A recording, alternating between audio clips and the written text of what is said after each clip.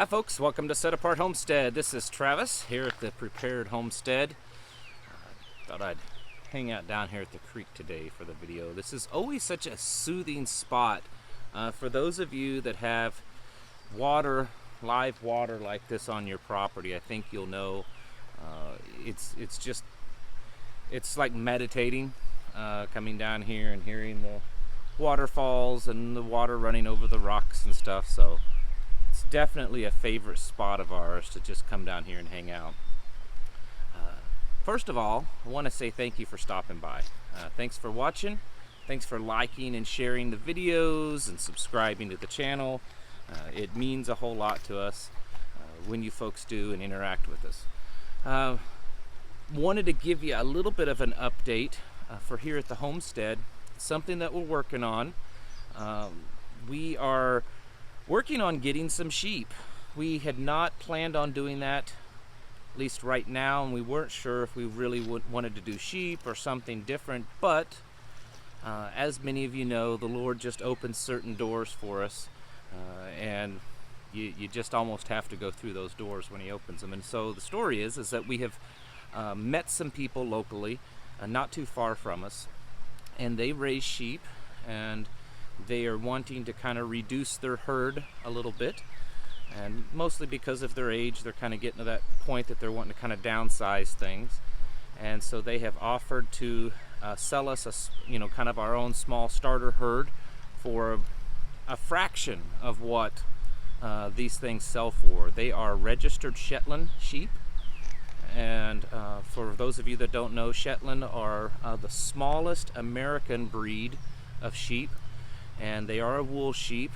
My experience with sheep has mostly been with Katahdin, which is a hair sheep, so this is a little different, but it's really cool because not only are they working with us on getting set up with the sheep, they also spin their own wool, make their own yarn, that kind of stuff out of the yarn and out of the wool. And they have some extra equipment to do that with, and so they're also teaching us and going to be teaching us more on how to do that. So that is really exciting, of having an additional source of food on the property, and then also a way to make clothing and possibly bring in a little extra currency, since that's what everyone is still using, is this fictitious paper money, but you never know, might be able to barter with it too. So we're excited about that. I've been working on getting our pasture ready, because the fencing, the perimeter fencing, is not for sheep and goats, and then also some cross fencing and stuff. So eventually, when we start to get closer to that, I'll be showing you some more, and especially when we bring them here onto the property, because we haven't got them yet. They're holding on to them until we get everything ready to go here, but we're really excited about it. I actually enjoy sheep. I know they get a bad rap by a lot of people. A lot of farmers don't like them, but I like them, and is not to knock any of you goat lovers, but I like sheep better than goats. I like their personalities better. So anyways, I just wanted to give you an update on that, of something that we're really excited to, that's happening and will be happening here on the homestead. I debated about what to talk about, and it's probably just a continuation of the video that I posted a day or two ago, about what's going on, food shortages and the grand solar minimum. That's what I talked about the other day. Today, along the same train of thought, and this is something we were talking to the kids actually this morning about this, of all the other, the ramifications, the repercussions, the collateral damage of all this that's happening. And I think I saw, it was either this morning or yesterday morning, that the new unemployment numbers are out, and they're around 39 million unemployed. And I've read different figures that say that even if everything in the country just went back to normal right now, that they suspect that maybe only 18 to 25% of those unemployed would have jobs right away. Some of them would never have jobs, or at least going back to their old jobs, because they just don't exist anymore. And many of them, the majority of them, it would take several weeks for their job to be reopen again, because a lot of these businesses, they're not a light switch. You don't just shut them off one day and flip them on the next. And then you've, of course, the food. We talk about that a lot on here. And then other things. There's other things that are becoming much more harder to get, and for various reasons. Some of it's people are buying it up because they kind of, there's enough people that are woke enough that they get it, that we need to kind of stock up on these things. Some of it's because it's not being manufactured, because maybe it's the shutdown. There's various reasons. It could be, imports and exports are down. There's various reasons, but there are a lot of products, and we're finding more and more that are in a lot shorter supply. And so when we was talking to our older kids this morning, you hear a lot about it in the news, whether it's from the left or the right, because the president says this, and you hear it from the news media at times, that eventually, when things go back to normal, once whether it's the virus is over, or everyone has a vaccine, or whatever it is, once things go back to normal, you hear that, or if they go back to normal, or what it will be, and you hear a lot of talk about that online. Maybe you do if you run in the right circles, or maybe the wrong circles, of eventually it'll just go back to normal. Friends, I don't think that it will ever go back to normal, at least nowhere near what we consider normal pre-coronavirus, COVID-19 or whatever.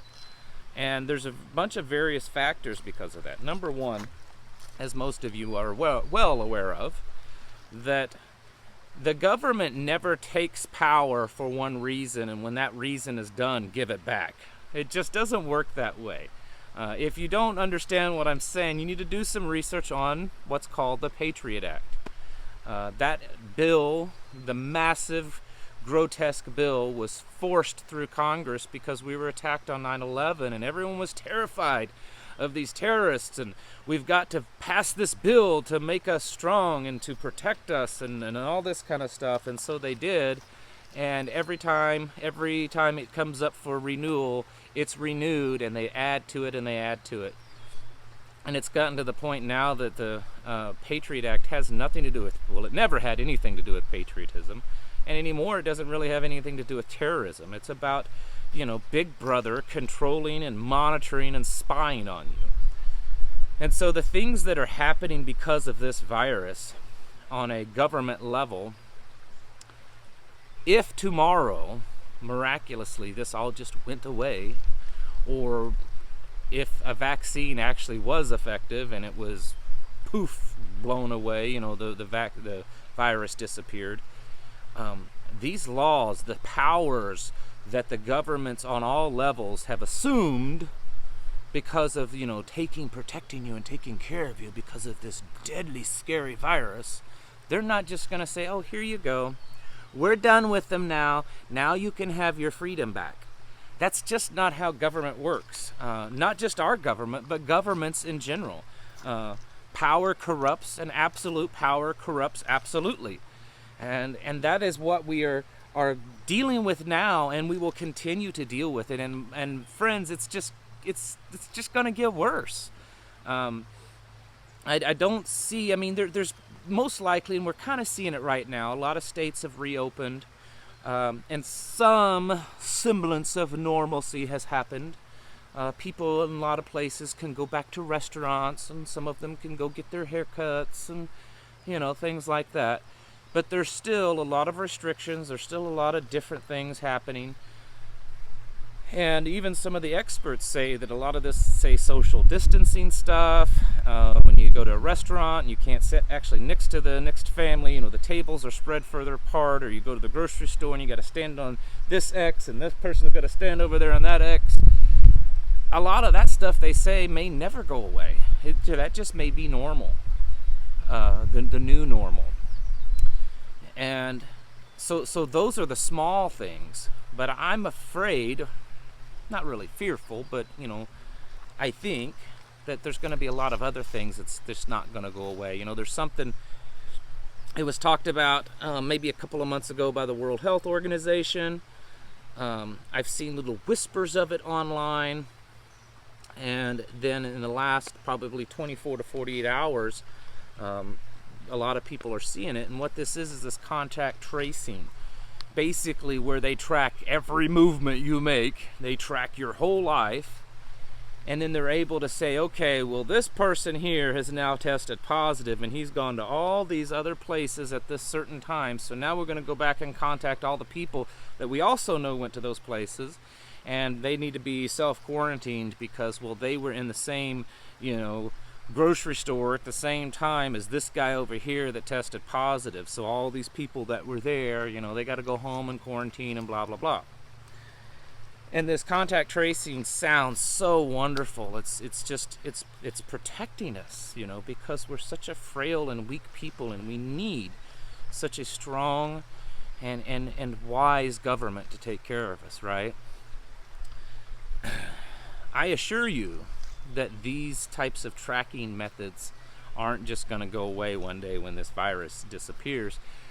And in the last 24 to 48 hours, Apple phones, I don't know about Android, but Apple phones are shooting out an update to people to update the software of their phone, and part of that update is giving the health departments, the Health and Human Services, access to the phone, to your phone, to be able to track you because of COVID-19.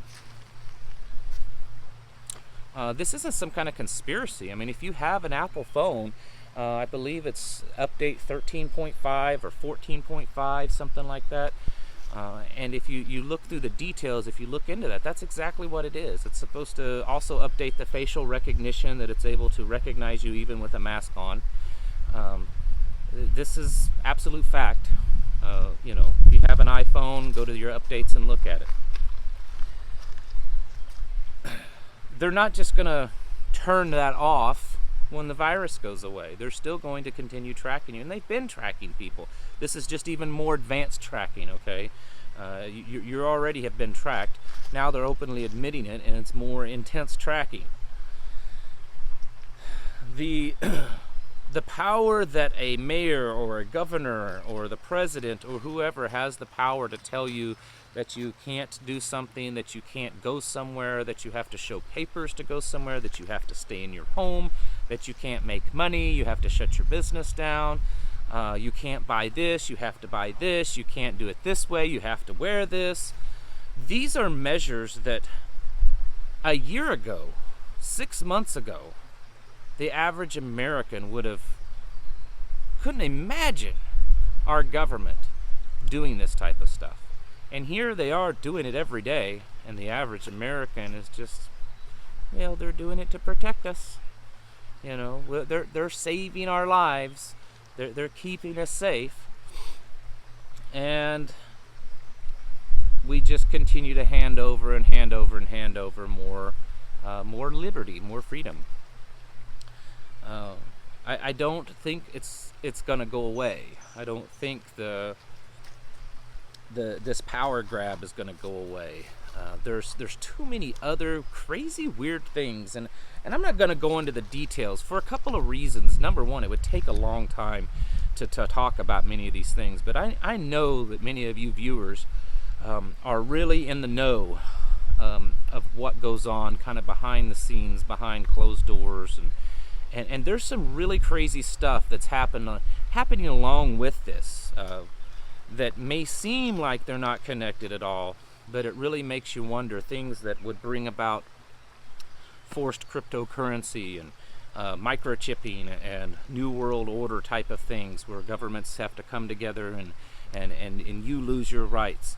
There's a lot of crazy stuff that's happening right now with that too. And I know it may make me sound a little crazy to even be mentioning it, but I can't look at what's happening and how it's being handled and how it's being portrayed and how the public is reacting to it, and then see all this other weird stuff that you're hearing about, military movements, I mean, you've got the CIA admitting that there's aliens basically now in the middle of this pandemic. The CIA released footage, admitting but not admitting that it was aliens. I mean, there's just some weird stuff going on, guys and gals. And I think in some ways, I definitely think it's all orchestrated. But I think in a lot of ways, part of the orchestration is to throw as much stuff as they can at us, to overwhelm us. It's almost like a computer or something. If you flood it with too much data, it can cause it to bog down and actually shut down. And I think that's what they're doing with us. And it's up to us to kind of pick through it and see what's real and what's not, or what we have a gut feeling of what's real and what's not. And then the kind of the real basis of this video, I feel like I'm going way off on a rabbit trail here, is that I don't think normal is ever going to exist anymore. What we thought normal was before this. So that should be a big part of your moving forward, your preparations. It's not just making sure you have a garden and you have food and you have supplies and shelter and stuff to get you through this virus. And I've even heard a lot of preppers. They're like, yeah, once we get through this, I've got enough stuff to get through this. And once we do, things will be all right, go back to normal, everything will be good, great, ah ha ha. It doesn't work that way, and I don't think it is. The government for years, and I've suspected this for years, as much as they could, they were going to prevent those big, crazy, apocalyptic SHTFs that we all watch on TV, because they know that people could possibly prepare for that. As crazy as it sounds, it's actually easier to prepare for the big boom, and now it's SHTF. It's easier to prepare for that than it is for that slow, methodical, planned, over time, frying you in the skillet kind of SHTF. Because those, it's hard to figure out. It's hard to see, and it may only be attacking you. And if you try to resist, the community around you, your neighbors are like, oh, he's some kind of rebel, terrorist, blah, blah, blah. And so it's easier, whereas if something happens all at once, it's easier for everyone to kind of band together and combat whatever is attacking them, whether literal or metaphorically. And so I've always believed that this slow, methodical, planned, over time SHTF is way, way more dangerous. And I am afraid that is exactly what's happening. I mean, this is definitely an SHTF. But I do believe that we are in the midst of a long, planned out, methodical chess game of moving the pieces around at the right time, in the right moment, in the right way, so that the end result is you're just even more of a slave than what you started out to be. So continue to stay on your toes and continue to get ready. If you have friends and family or connections in your region, in your area that are like you, that think like you, it would be good to kind of meet and talk and kind of plan together things. Doesn't mean you need to tell them all your details and all your plans, but just, strengthen those connections with the people that you may already trust that live around you. Do the things that you can in your life, in your home, in your homestead, or your house, or your apartment, or whatever it is, to plan for this. And if getting to a place that may resemble what's behind me to live is at all a possibility, I would strongly suggest you pushing that plan forward as fast and as hard as you can. All right, folks. I don't want to sound like a doomsdayer, but I'm telling you, I don't think normal's ever going to happen again. It'll be a new normal. It'll be all better. The environment's now better because everyone, lost their jobs and, can't live their life and can't be free. But hey, the environment's safe, that kind of stuff. We'll wait and see, I guess. Thank you all for watching. I'll catch you in the next video.